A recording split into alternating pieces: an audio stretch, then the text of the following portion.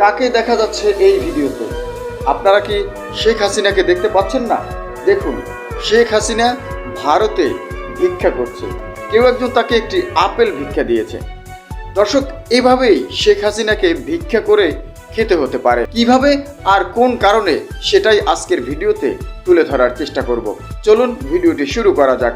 তবে তার আগে আপনার কাছে ছোট্ট একটি অনুরোধ, আপনি যদি আমাদের চ্যানেলে নতুন হয়ে থাকেন তাহলে এখনই নিচে সাবস্ক্রাইব বাটনে ক্লিক করে সাবস্ক্রাইব করে পাশে থাকা বেল আইকনটি অন করে দিন। চলুন ভিডিওটি শুরু করা যাক। বাজারে নিত্য প্রয়োজনীয় জিনিসের দাম যদি নিয়ন্ত্রণে আনতে চান তাহলে অন্তর্বর্তীকালীন সরকারদেরকে যে সিন্ডিকেটগুলো আগে ধরতে হবে তারা হলো চিনি সিন্ডিকেট প্রধান এস আলম গ্রুপ, চাল সিন্ডিকেট প্রধান সিটি গ্রুপ, সয়াবিন তেল সিন্ডিকেট প্রধান বসুন্ধরা গ্রুপ আর ডিম সিন্ডিকেট প্রধান কাজী গ্রুপ। এদেরকে ধরলেই চাল, ডাল, চিনি, লবণ, ডিম সহ নিত্য প্রয়োজনীয় কিছু জিনিস সহনীয় পর্যায়ে চলে আসবে।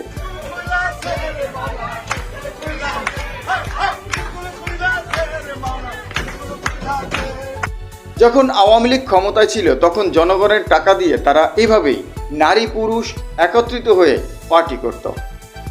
একদিকে জনগণ না খেয়ে থাকতো, বেশি সুবিধা নাই, পেটে ভাত নাই, খিদার জ্বালায় যে পিঠা খাই। আমরা উন্নয়নশীল দেশে উন্নীত হওয়ার পূর্ণ যোগ্যতা অর্জন করেছি। এই যে 70-80 টাকা পাইছি, আধা কেজি চাল নিছি, 10 টাকা ডাল নিছি, নিয়ে পোলা বান্ধা খাওয়াইছি।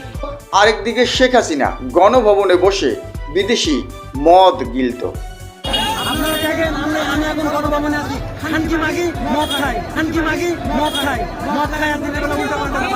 রাতের বেলা বিদেশি মদ খেয়ে মাতাল হতো আর দিনের বেলা এসে সাংবাদিকদের সামনে ঢুলে ঢুলে মাতলামি করত আর আবোল তাবোল বলতো।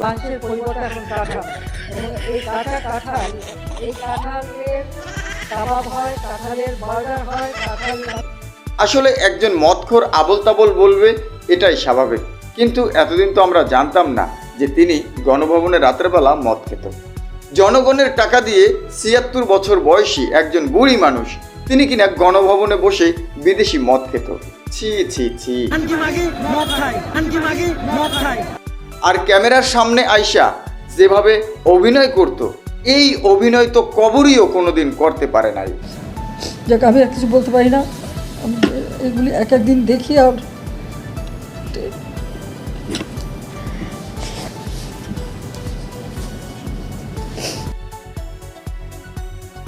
আমি বলি কি, আপনি খালাম্মা রাজনীতিবিদ না হইয়া যদি অভিনেত্রী হইতেন তাইলে সারা বিশ্বব্যাপী আপনার একটা ভালো নাম থাকতো। কিন্তু রাজনীতিবিদ হইয়া এখন কি হইল? সারা বিশ্বে আপনার নাম হয়েছে স্বৈরাচারী হাসিনা হিসেবে। এই স্বৈরাচারী হাসিনা যেমন দেশের মানুষকে না খাইয়ে রেখেছে আর নিজেরা উদরপূর্তি করে ফুর্তি করে আরাম আয়েসে খেয়েছে, গরিব মানুষের এই অভিশাপের কারণেই হয়তো একদিন শেখ হাসিনাকে এভাবেই ভিক্ষা করতে হতে পারে।